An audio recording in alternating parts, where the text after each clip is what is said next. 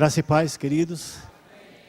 No dia 9 eu estive aqui compartilhando com a igreja. Muito do que eu falei no dia 9, talvez eu repita algumas coisas, só que agora usando algumas imagens. É um privilégio, me deram o tempo aqui de 25 minutos, é tempo suficiente para passar aquilo que pretendo. Algumas igrejas dão tempo tão curtinho que a gente só tem tempo de chegar lá na frente e falar: meu nome é Enéas, e descer.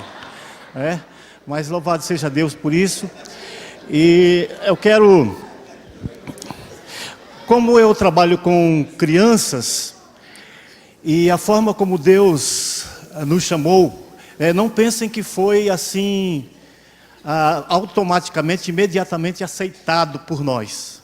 Porque eu estava já há algum tempo trabalhando com igrejas. A minha primeira igreja, meu primeiro ministério, no ano de 1986, depois que terminei o seminário, veio um tal de pastor Valdecir Anacleto me procurar, e ele saiu lá do Piauí, onde trabalhava, e disse: pastor Paulo, soube que você está terminando o seminário. Eu falei: estou, está faltando só uns dias aí, não quer ir para o Piauí não? Eu falei: rapaz, vamos lá conhecer. E eu fui. Eu sou cearense, né? Já conhecia um pouco o Nordeste, e lá no Piauí, no início do mês, aliás, no final de 1985, eu conheci então aquela igreja chamada Primeira Igreja Batista em Eliseu Martins. E em 86 eu fui definitivamente para o Piauí, assumindo o desafio, o convite do pastor Valdecir Anacleto. A igreja intimou o pastor Valdecir Anacleto, permitindo que ele fosse para Angola, desde que convidasse alguém para substituí-lo. E essa pessoa fui eu. Privilégio extraordinário substituir um homem como aquele. E ali nós fomos. Chegando lá, vem de cá, vem de lá, o Senhor começou a trazer algumas almas, e nós batizamos algumas pessoas no mesmo ano. Entre elas estava Madalena. Então a Madalena tem sido uma bênção, um motivo de bastante louvor a Deus, né? E servimos ao Senhor no estado do Piauí por 12 anos. Entre esses 12 anos nós tivemos com igrejas. E fomos para a PEC lá no Piauí, somando mais 8 anos com a PEC, 12 anos no total, lá naquele estado maravilhoso, lindo, riquíssimo. O maior lençol freático da América Latina está na terra daquela menina. Não é? Água abundante. Quem conhece o Piauí sabe que aquela região do sul do estado do Piauí é riquíssimo em água. Diferentemente de onde eu estou agora, que o sertão da Paraíba está vivendo, depois daquela seca de 64, quando meus pais vieram para São Paulo, fugindo da seca, depois daquela seca está sendo a maior. Não é? Campina Grande, por exemplo, está tendo que ser abastecida por carro-pipa. Quem tem dinheiro, compra o seu próprio carro-pipa. Quem não tem, depende da prefeitura, de água que está vindo de longe para abastecer Campina Grande. Quem for a Campina Grande aqui, pretende ir nessa época, vai ver logo vários avisos colocados pela prefeitura. Né? Estamos em racionamento de água. Tá certo? Então eu separei aqui algumas imagens, mas antes, como trabalho com crianças, e tem algumas crianças aqui, nós montamos uma coletânea de cânticos para culto infantil, feito por irmãs de Campina Grande. Algumas dessas músicas são inéditas, são músicas feitas por missionárias da Igreja Presbiteriana, e eu gostaria de cantar com vocês. Aí você pode cantar, tem a letra ali. Palminha.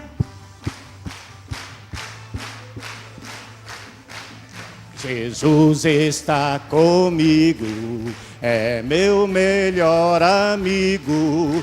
Onde eu estiver, Ele vai estar, sempre pronto a me ajudar. Se sorrindo, se chorando, assentado ou correndo, se louvando, glória a Deus, ou orando. Jesus sempre está comigo, Jesus sempre está comigo. Cadê as crianças? De novo.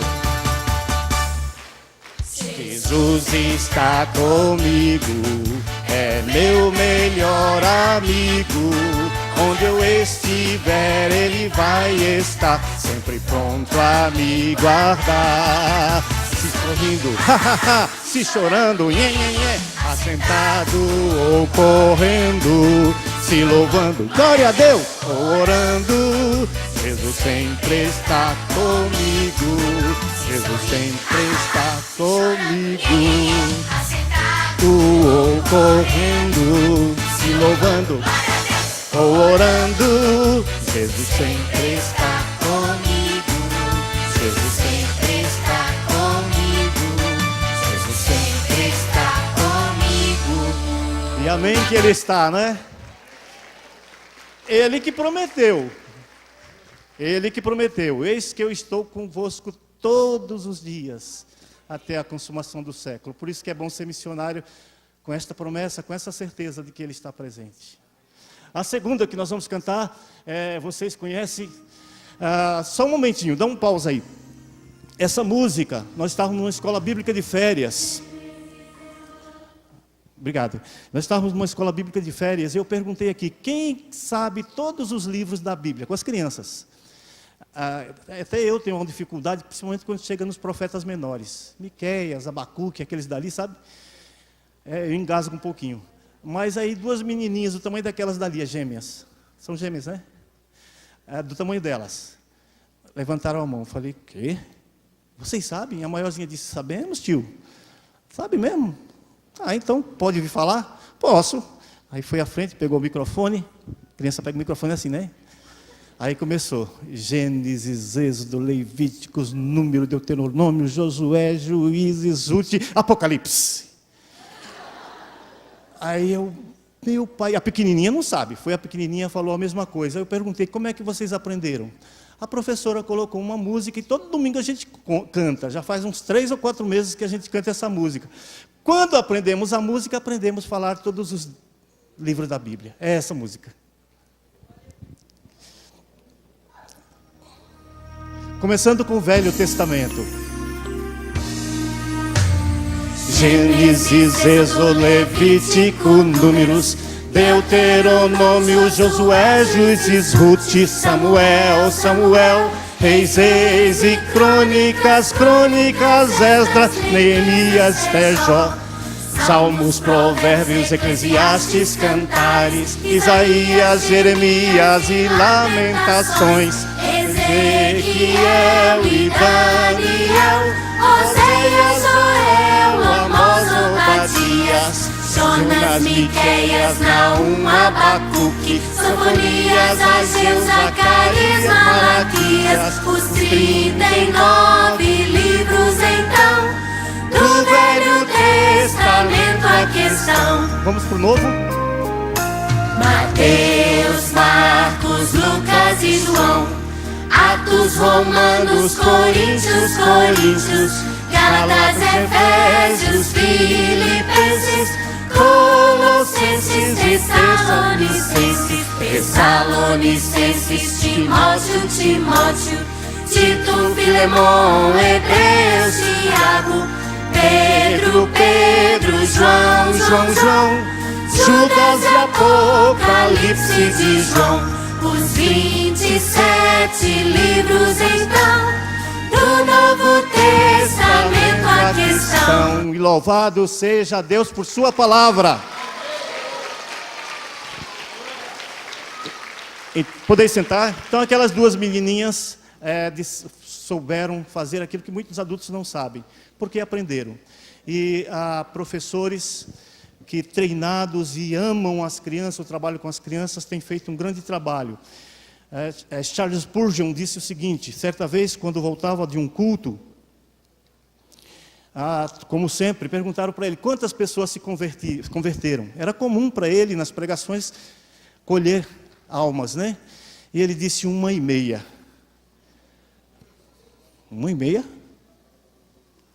Aí, entendi. Um adulto e uma criança. Ele corrigiu, não, uma criança e um adulto. Uma criança e um adulto. Porque a criança tem a vida toda. Então vamos investir nas crianças. Porque investindo nas crianças, nós teremos pessoas saudáveis, cheias de vigor, a vida toda pela frente para ir para o campo missionário. Eu estava em João Pessoa, na Paraíba. Eu sou representante da APEC no estado. Então a gente mora em João Pessoa, mas damos assistência aos demais estados, às demais cidades. do sertão até o litoral, nós damos assistência. E estávamos num culto de crianças para missões, e veio uma pequenininha, e chegou à frente para me cumprimentar, e pediu para eu abaixar, eu baixei. Ela disse: tio, eu gostei muito da história de missões. Falei: opa, amém, que bom. Você entendeu? Entendi. Eu queria dar minha oferta. Pegou minha mão assim, abriu minha mão assim, e colocou uma moeda de R$1. Essa moeda dá vontade de guardar, nem mandar para missões, né? Porque é um símbolo. É um símbolo. É um símbolo, irmãos. Eu falei: Senhor, meu Deus, não é por causa da quantidade, não. Mas é porque aquela criança tinha aquela moeda que era única, tal qual a viúva. E ela disse: eu quero dar para missões. Nós contamos uma história. Eu não estou marcando meu tempo, não. Está marcando? Eu tenho quantos minutos ainda? Oi? 12. Então, a gente conta uma história para crianças, que é uma história baseada em fatos reais. Uma certa igreja realizou um programa de missões com as crianças. E a professora na escola bíblica, isso é baseado em fatos reais.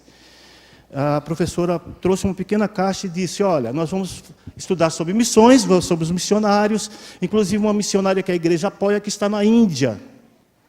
Então, quando nós tivermos todo esse dinheiro aqui, que vocês vão juntar, nós vamos mandar para a missionária. Na frente estava uma criança chamada Beth. E Beth, triste, cabisbaixa, ouvindo tudo aquilo. E no final ela procurou a professora e disse: professora, tia, lá em casa nem a gente tem o suficiente para mandar. Eu queria tanto mandar uma oferta para a missionária, mas eu não tenho como fazê-lo. A professora falou: olha, missões se faz como nós aprendemos aqui, não é? Com mãos que dão, com joelhos que oram e com pés que vão. Então você pode orar. Ah, eu posso? Posso sim. Então ela voltou para casa e eu vou orar. E aquela noite ela orou pela missionária, por missões. E durante a semana ela orou, mas ela disse: Senhor, mas eu gostaria tanto de dar uma oferta. Gostaria de levar algo.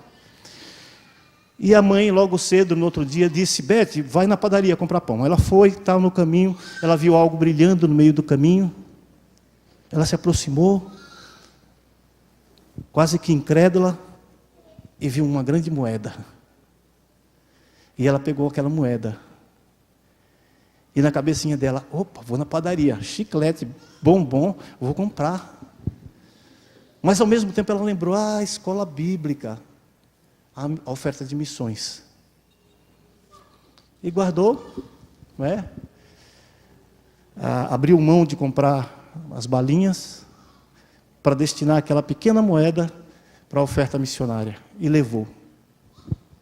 Quando ela mostrou para a professora ficou assim, mas viu que aquilo que aquela criança estava fazendo era algo que estava até além do... Ela não tinha nada. Ela disse: vamos pensar aqui o que nós podemos fazer. Ah, já sei. Vamos comprar um folheto. Comprou um folheto, plano da salvação. Nós vamos escrever uma carta, botar dentro do envelope e mandar para a missionária. E assim fizeram. Quando a carta chegou lá na missionária na Índia, ela leu, viu o folheto, chorou de gratidão. E ela disse: esse folheto não pode ser dado para qualquer pessoa. Ela soube que estava visitando ali na cidade naqueles dias um grande líder. Eles têm um nome lá para esse líder. E ela orou e passou esse folheto para esse líder. Ele levou, chegou em casa, leu, não conseguiu dormir, incomodado com as palavras daquele folheto, voltou, devolveu para a missionária. A missionária disse: eu posso explicar para o senhor porque o senhor está incomodado? Pode. E ela explicou. Naquele dia, ele saiu dali uma nova vida, pois tinha recebido a Jesus como Salvador. Voltou para a sua terra. A primeira coisa que ele mandou fazer, um homem de posses, líder, mandou construir uma capela. E aí convidava as pessoas para falar de Cristo, aquelas pessoas da sua comunidade, por causa de um folheto, por causa de uma oferta de uma criança. Quando a missionária foi visitar aquele lugar, logo na entrada já viu a capela. E ela perguntou, quando eu vim da última vez não tinha capela nenhuma. Disse, não, o nosso líder aqui, ele viajou e quando voltou todo animado e tudo, e mandou fazer essa capela e nos convida para ouvir palavras do Senhor Jesus Cristo, por causa de uma moeda. Essa história foi baseada em fatos verdadeiros, e eu quero dizer para você, para mim sempre falo ao coração também, que vale a pena investir na obra do Senhor. Encerrando com algumas imagens, eu fiquei devendo isso aí, das muitas fotos que eu tenho, do trabalho lá em João Pessoa, na Paraíba, eu separei algumas da família, do trabalho. Atualmente nós estamos, além de treinar obreiros para o trabalho com crianças, nesses 10 anos foram 2.500 professores, evangelistas de crianças, não é? E há também trabalhos que alcançam as crianças. Esse é um símbolo, né? Esse é o Paraibinha, tá certo? É o Paraibinha. A gente usa sempre para divulgar o trabalho entre as crianças. Paraibinha com seu típico chapéu de couro, tá certo? Pode passar. Aqui nós estamos em volta, é a coisa mais tremenda que tem você estar cercado de crianças. Pense numa bênção. Aí estava terminando uma lição com as crianças, aí na hora da aplicação e etc. Pode passar. Ok. Nós utilizamos durante os Jogos, as Olimpíadas e a Copa, a APEC do Brasil realizou um projeto chamado Sou do Time de Deus, e nós fomos a várias escolas, levando o Evangelho da Salvação, né, com este uniforme, Sou do Time de Deus, o chapéu com as cores da Mensagem da Salvação, programa preparado para isso, e na escola a gente deixava uma bola com as mensagens das cores da salvação. Aí, novamente, apresentando para um grupo de crianças, com 2 voluntárias, uma irmã que é diaconisa na nossa igreja. Pode passar? Esse não é meu, não. Aí tá. Uma outra coisa que nós estamos usando, que é o paraquedas. É um paraquedas de mais ou menos 6 metros de diâmetro, com as cores da Mensagem da Salvação. Ali a gente apresenta o plano de salvação para as crianças e brinca com elas um pouquinho com esse instrumento que é legal para apresentar a Mensagem da Salvação. No Brasil a gente tem liberdade de culto, e muitos não valorizam isso. Muitos não valorizam a liberdade que nós temos de cultuar a Deus. Cultue, porque talvez um dia isso vai, não é? Mas devemos louvar a Deus por isso e lamentar com oração por aqueles que não têm essa liberdade. Pode passar. Essa é Vila Feliz, uma invasão, não é? Hoje é uma vila oficial na cidade de Cabedelo, próximo a João Pessoa. Há 6 anos nós mantemos uma classe que nós chamamos Classe Bíblica de Boas Novas. 6 anos com essa classe bíblica de Boas Novas, dessas crianças que estão, algumas começaram aí bem pequenininhas e continuam indo lá. Lá está eu, a minha esposa e mais uma voluntária trabalhando com essas crianças ali na Vila Feliz. No Natal nós realizamos um jantar com as crianças da Vila Feliz. Elas oram, elas louvam a Deus, e aqui foi na hora da oração, né? Agradecendo a Deus por aquela oportunidade. Os irmãos da igreja pegam presentes e fazem aí pacotes com presentes para elas. Ali está um pouco das crianças que nós temos alcançados ali na Vila Feliz, em Cabedelo.